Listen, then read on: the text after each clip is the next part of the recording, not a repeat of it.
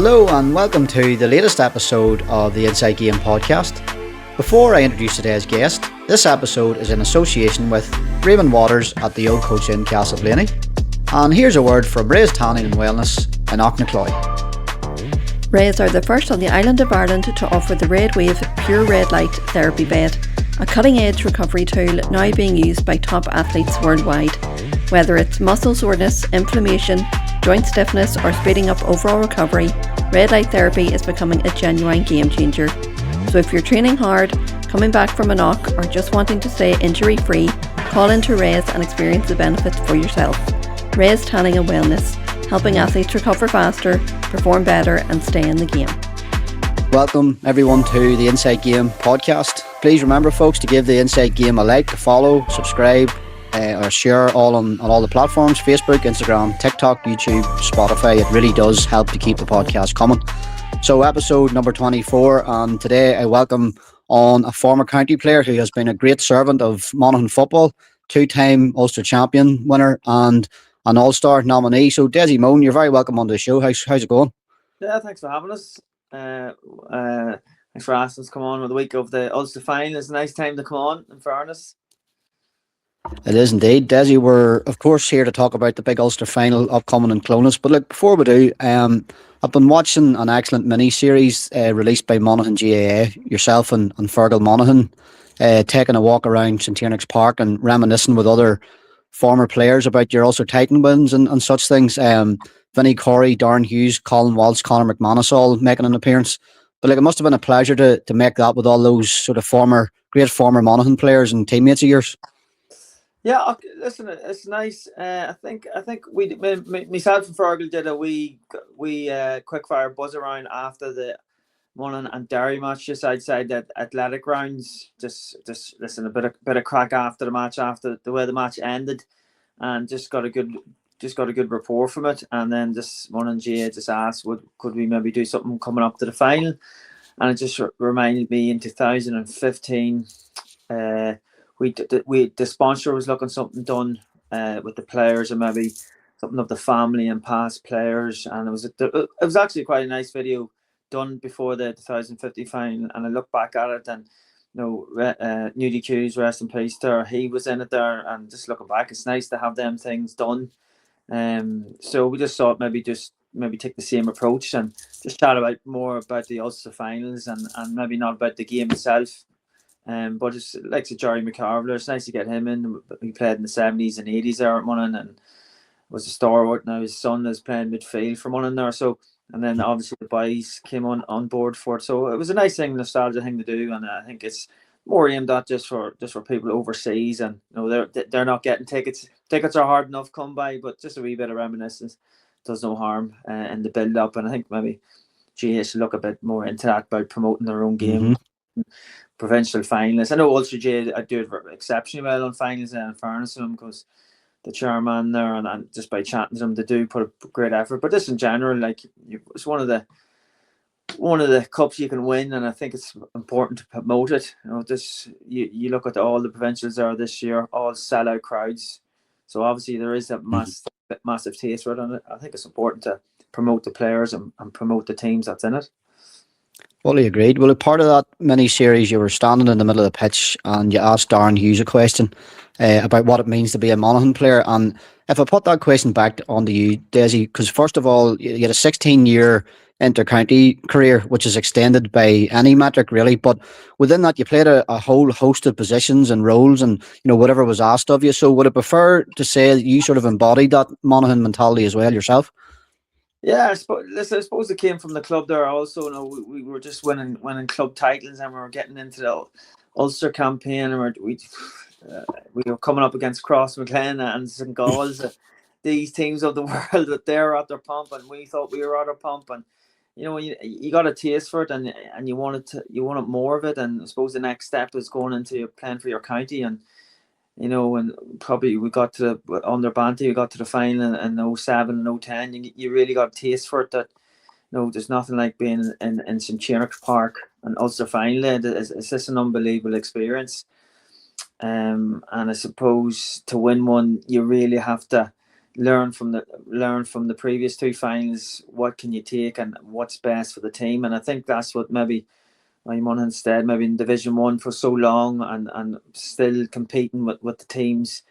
Just having that mentality is the jersey comes first. After that, it's your teammates and what you can do and what's best. But like what the Armagh squad is there at the minute, they're very team oriented.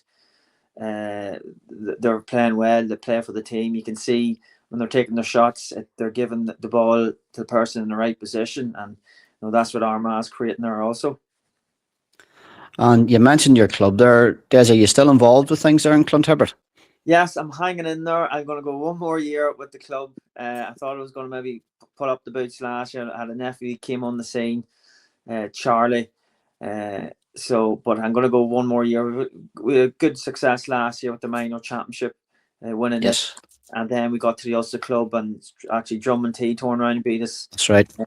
The Jeremy de Work was playing that day. He's a fine footballer in fairness to him. So I said, listen, I go one more year, get playing with the young lads again, and then that'll do me. Involved with the coaching the minor football as well. So a lot going on. You could end up going down to pitch 7 days a week. Probably not enough days going down to your local pitch. But listen, it's all enjoying. And when you're coaching a younger team, it's all about giving back towards your club. Because in fairness now, between winning minor titles and an Ulster minor title, club titles, you have to give back, and it's nice. It's nice to be able to do that. I suppose Scottstown are a tough nut to crack there currently, and 2019, I think, was the last time Clontibbert picked up a championship. So no doubt the hunger's building and coming back round again, especially with a young team on the way. Yeah, well, that's it. Listen, last time we won at 19, but listen, we had good success right up till then. We were winning a lot as well. I think it was in 10 finals and won 7. So start like that. But listen, Scotstown are up at the top there at the minute, and I suppose it's like anything. It's up to teams around it to try and curtail it. But we have a young team coming there, and we beat us last year in the semis, and the previous they beat us in the final. So we're still being competitive, but we just probably need an influx of youth coming into the squad, and thankfully we have that. Good. We have good juvenile structure. There's a lot going on in the club. We've our track. We've a brand new gym facility. We've got our 5 pitches there. It's a fantastic setup there now. That's probably why you enjoy going down so much, because of the setup. It really is top class, and that's you have to pay tribute to all the people that volunteer that put the work towards Clontibbert GA. This Ulster Final episode is sponsored by Craney Plumbing, providing reliable plumbing and heating services across the greater Craigavon area. From bathroom renovations to repairs and full installations, Craney Plumbing delivers professional workmanship with service you can trust. For quality work done properly, search Craney Plumbing on Facebook and get in touch with Kevin today.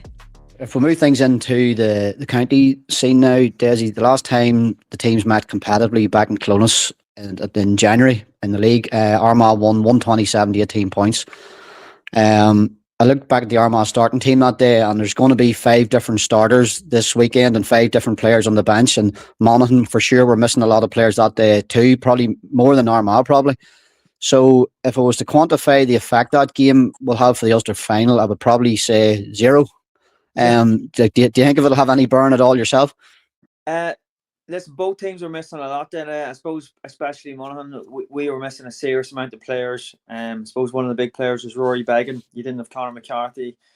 I'm not too sure Ryan McNespy played there, but just players like that, your seasoned players, wasn't available to you. But then again, it gave Gabriel an opportunity to test. A lot of players got new league experience, got new game time. But I was very impressed with Armagh that day, in fairness. And I thought maybe they were going to actually go on and win the league out from that match. But things with the new rules, things just torn. They were just very unlucky in a few of the matches that they weren't getting over the line in the league. They could have lucky enough been in the league final. But no, I don't think that game. I think that game, it was the first game, was test, and it was just the first run out for them, both of them teams. As you said, there's a lot of changes there for Armagh, but especially a lot of changes there for Monaghan there also. Even Bobby McCall, he was introduced there against Derry. He wasn't available there in that game also. So a lot of new players have come on board since that. A lot of new Mone players have got game time. Have got a bit of championship game time there also. So I think you're definitely going to see a different game. I think Armagh were definitely pressing on the kickouts a lot that day. They knew they could. They knew, although we had a good keeper in, but just for the distance wise, that long range kick, I don't think maybe Armagh didn't have too much concern about it. You know, they could press that bit more. So it'll be interesting. I know they're pressing a lot at the minute, so be interesting to see come Sunday, will they do the same tactic? I know they're going to vary it up, but it's going to be very interesting come Sunday. Well, probably the only recent championship games worth talking about between the sides would be the 23 All Ireland quarter final and the 2021 Ulster Championship semi final. Monaghan were victorious on both of those occasions. Penalty win, of course, and a 1 point win in Newry in the 21 game. I suppose, unlike the upcoming Ulster final, Monaghan would have been favourites that day in Newry, but Armagh conceded 4 first half goals, with Monaghan slicing right through the middle, really, timing again. But Armagh actually did end up playing quite well and ended up taking the lead later on. But a lot of Armagh fans sort of would actually see that as probably the first clear indication of a more promising time coming. But there was no back door and they couldn't get a chance to build momentum. But either way, it was still 2 good days for Monaghan before, though, in the last 2 championship outings. Yeah, I suppose when you look at that game in Crow Park, you'd have to say it was very competitive. Now again, that game in Crow Park's a different environment. It's a totally different environment, totally different pitch. You could say even Clonus, it's a big pitch. You could even say Crow Park goes out a wee bit further. We did have Manzi coming on that day, was very inspirational. You had Darren Hughes, you had different players that are still that now have retired. And then Armagh then having won the All Ireland since, so you could say maybe they've made the most improvement from that year, and they've added a lot to players to their panel. I know they're a heavy hit there at the minute with injuries, but the likes of McCabe, McCormick, Mullen, there different players like that there have come in. Cian McConville now is a starter. He last year or two he was just on the subs, maybe not getting any game time.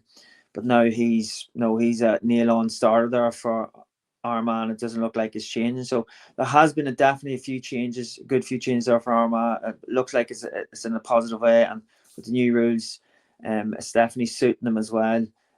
Especially the hard runners that have like Joe McElroy. So it definitely is. It's going to be a different environment on Sunday with the player clientele and on how they're going to play. Now both teams, Armagh got it very tight against Tyrone, and now more enough put that 45 over. Again, defending at times, Tyrone came through, got their scores when they needed.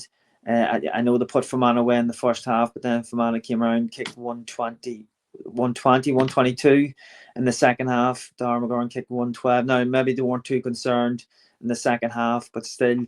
And then you looked at Down after the massive game Down played against Donegal. It's hard to judge. Listen, no question, 333 in that game. It's so impressive, and they really went at the Down keeper as well. That game they really pressed high and overturned them. So it'll be interesting to see how Armagh are going to avail of that pressing game this Sunday. Could you see them not going as much? Would just be maybe Rory Bagan going over the top? That's going to be a question Armagh probably only going to answer themselves. Yeah. If we take a look at how Monaghan got this far, a 7-point win over Cavan in the first round, it was probably comfortable enough in the end. It was certainly a game that Monaghan were mostly in control of, Dessie, and that set up the epic semi-final in the Athletic Grounds. Look, I listened to a podcast during the week, I think Gaelic Life, I think it probably was, and they were talking about you enjoying this, you yourself enjoying the celebrations with the Monaghan players in the tunnel. So just given the way that game panned out, I'm sure it'll live long in the memory. Listen, it's one of them games that you have to enjoy. Going by the first half, you're thinking, how's Mone going to come back here? And in fairness, Derry were playing very well, and they were getting their goal chances. Probably maybe they were going for a bit like Galway, a bit like teams at the minute. They're taking, yes, the 2-pointers on with the wind, with the weather conditions. When you do have the wind, teams really like to take the 2-pointers on, and Derry were, and they probably weren't going over for them as much as they'd like, and maybe that they ruined the chances and that didn't take the 1-pointers. A bit like what Armagh's doing. It meant they're taking the 1-pointers and taking the scoreboard is being kept taken over. I think that's maybe what's key. Yes, it's nice to get the 2-pointers, but I think if you're getting 1-pointers, it might be a safer option just to keep within the game. Now that game against Derry, it will be long live in the memory of Mone fans, and I think just the general public, the way the game ended last, you could say 10 minutes. The way probably Rory Beggan come out, Mone really start getting after Derry. Kickouts, the defending was a lot better. They're a lot more tenacious, and that's what they're going to have to be like against Armagh, because at times with the new rules there is going to be a lot of one-on-one situations, and you're just going to sometimes have to win your key battle, stand there and wear a player up, and that's what Mone is going to have to take the game as well. It would be nice to see sideline kicks going over a game, so it's a treat for all fans. You look at the Cork corner forward at the weekend there also. Sherlock went and did it from the sideline there also. So maybe right. Side kicks are going to be back in fashion. But that's what you want, players taking them big moments on. And listen, Rory had the full backings of Jack, and Jack took it on. He does it in club football, and he's natural.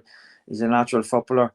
And he outside of the boot, he can inside or outside of the boot, and there's no problem from sticking it over. But yeah, that's going into that last 10 minutes, and then Ryan McAnespie coming on. It was good to see him coming on.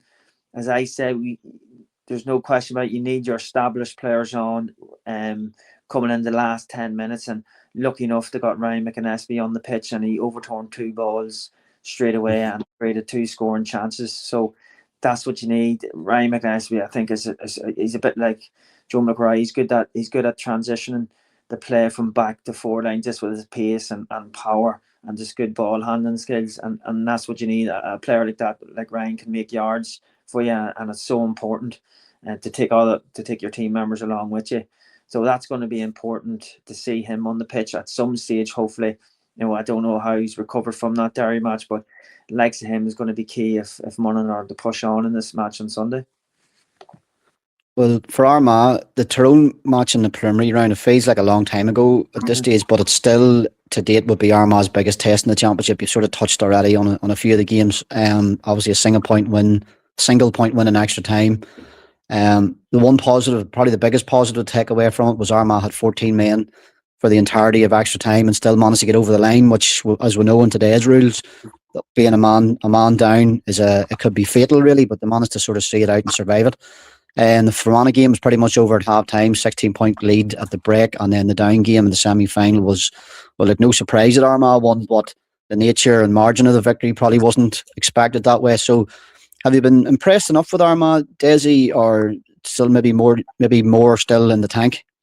Listen, I've been impressed from the first league match. I thought they were very athletic on the pitch and very explosive. I think that's what's so key for Armagh at the minute. They've all them type of players there at the minute that can break lines and can gain yards, and they're in around their midfielder also. And then their subs bench, the likes of O'Neill, come on, can vary it up with the 2-pointers. I'm sure he'd be looking to start in the match. Maybe again he's just thinking he's more coming on. He's better coming on for Armagh than is starting, and he's making more of an impact. They do have a range of players, and then I know that the 2 keepers, there's no question of two good keepers, 2 great kickouts. So I'd say they're going to go with Blaine. Blaine had a nearly 98% ratio of his kickouts the last day, going long, going mid, going short. So it's good to have that option of a keeper that's comfortable at doing that can beat the press and can send that long ball if needed be. So he had an impressive game the last day. So that's another thing Monon's going to have to try and curtail with.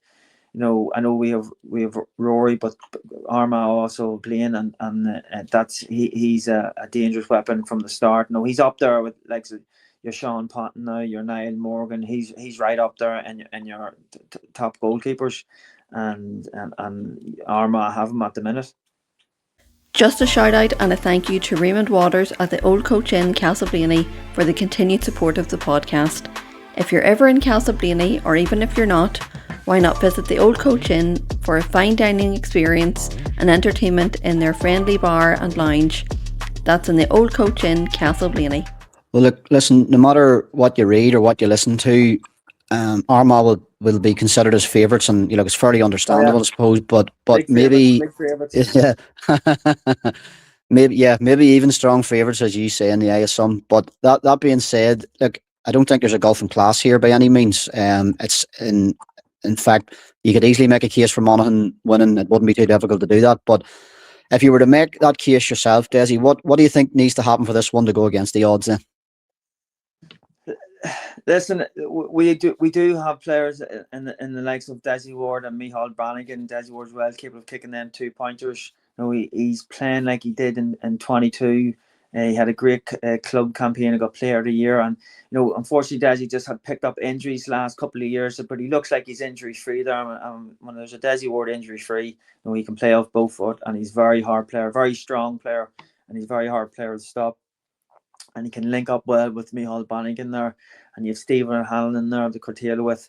Now, the question is, Stephen did a serious job on Ethan Doherty when on him when need to be, just to match the speed, and that's what Stephen have. He's a scary prospect. When you see him coming 1-on-1, you'd be thinking, how do you stop this man? That's Stephen put the burners on and can link up well with the likes of Conor McCarthy there as well. It's great to see him back, and in fairness, Micheál McCarver in round the middle, and Carl Gallagher. It took him a while get him back in, into the new rules, coming back from AFL, and I think the last day was his best game. Just with his fitness levels, you can see it coming through there, and his high fielding at times as well. In the back line, he caught 2 superb balls at the end of the match. And then Micheál McCarver there also in round the middle. He's playing very well. Kicked the 2-pointer last day, but in fairness, the whole year he's been the mainstay in round that middle. He's kept that line going. At times, I know they weren't getting the wins, but he kept pushing on. So you do have players there. You do have talent there. Andrew Woods is regularly kicking 2 or 3 points a match there. So yeah, you have players there that can do it, and there's no question about it. You'd be hoping to take that form in, especially in the second half, going in the extra time, that can take that in against Armagh. Like, the matchups are going to be so key now. Like, you have Armagh, Oisín Connaughton. You could put Dylan Bornham. That's the question. Who are you going to put back? Ryan O'Toole. Ryan O'Toole is pacey there as well. You have Killian Vell that's came back into the fold. He had his first game. I know he come on against Cavan. And then Derry, he played against Derry, so he's only two games back. Probably needs another game to go as well. So we have players there that are back, and that's the players that we didn't have in the National League. And you could say the team that nearly finished, that's the team you would have liked to see throughout the campaign of the National League, and maybe you probably wouldn't have got relegated. But then on the flip side of that, loads of the Mone players got experience, and then the bench that come on against Derry was very good. You have to say that made an impact. They got scores on the board, and that's what you want. And I suppose that's what Armagh have. Armagh have a bench. The two O'Neill boys come on, kick scores. You have different players coming on there, and they're making an impact. So I think that's going to be a key and vital role of the players coming in.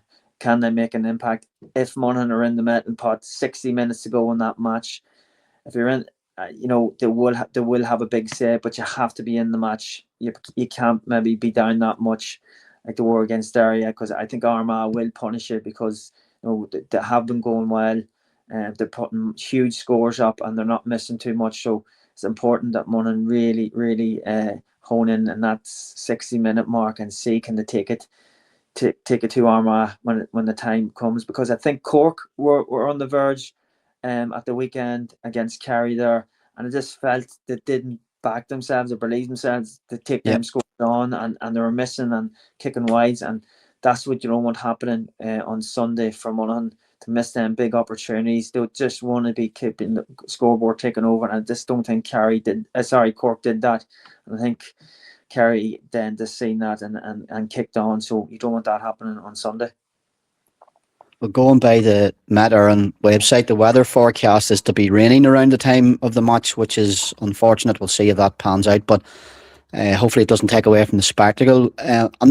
Truthfully, I'm not sure who it would suit better, because like a wet and heavy ball can make it difficult to kick 2 pointers. And I feel in a 2 point kicking game, Monaghan would have the edge. It probably would edge Armagh out in that regard. So the rain might sort of detract from Monaghan in that way. But on the flip side, Armagh's hard running game could be affected. It probably relies on a bit of good underfoot conditions, and a ball, they play a lot of the ball through the hands. So a wet sort of slippy ball then could affect that game.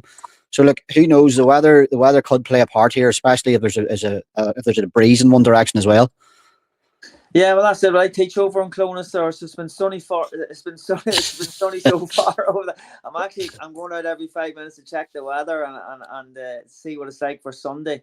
Like the vibe around Clonus is very good. The flags, actually was driving home from school there today, and also GA put up all the flags there, so you can really start to feel the buzz and feel that atmosphere in Sir Tunnock's Park. But just going back to your point of Armagh's running game, that's where you need your one-on-one battles. They're so key, that if Armagh, to try not to let Armagh get that running game up and going, trying to break the tackles, trying to overturn it. I think overturn and making less mistakes is going to be very key if that rain does happen on Sunday, because a wee bit of downpour happened in Athletic Ground and kind of started evening up the games. If you're going into that one-on-one challenge, there's maybe a slighter better chance of just overturning the ball, putting a hard tackle in, the ball slipping out. So it could be a key factor. It could be a key factor on Sunday. You say it might favour Monaghan a wee bit, but the way Armagh played against them in the National League, I don't think it bothered Armagh too much what type of weather conditions it was, because they did play well out there now, in fairness. Well, look, prediction time, Dessie. The teams played each other in an Ulster final in 1938. Quite a long time ago when they met at this stage of the championship. But Armagh reached the final by winning in the home of Monaghan, and Monaghan reached the final by winning in the home of Armagh. So all roads lead to Clonus this weekend. So who's going to win in the home of Monaghan for this one then? Listen, I'm always optimistic with Monaghan. It's just the Monaghan jersey, Monaghan heart that I have for the county. But listen, as I said earlier, Monaghan need to be in the game in 55 or 60 minutes. I feel if they're in the game, they're going to start believing that they can see the game out. Now, there's no question about it. Armagh is going to be raging hot favourites. I know probably down in Armagh, the players maybe are trying to play it down, and maybe they don't want the media to say that they're raging hot favourites, but they are. They were kind of one of the form teams in the league that just weren't getting over the line. They put two massive scores back to back together, especially probably against down to 3-33. They'll feel comfortable in some Cheernocks as well. They seem to like playing with the open playing in it with the open space that Clonus provides. But if Armagh raging hot favourites, there's no question about it. They've got Monaghan are great underdogs. Oisín could have a big say coming on. Maybe if they need the 2 pointers, they could be putting them on a wee bit earlier. Will Armagh foul around that arc? They're probably not trying to foul with Rory Bacon looming around that area.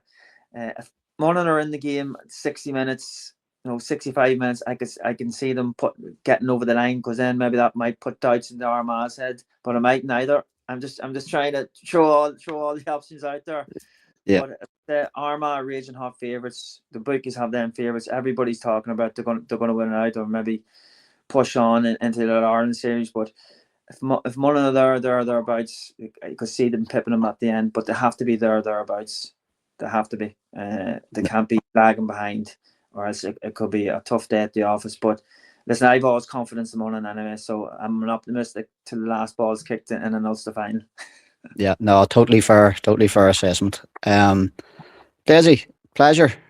Absolute 100%. Pleasure having you on. Great to hear from you. And best of luck on Sunday. Yeah, so we're chatting. You go on Sunday, or she?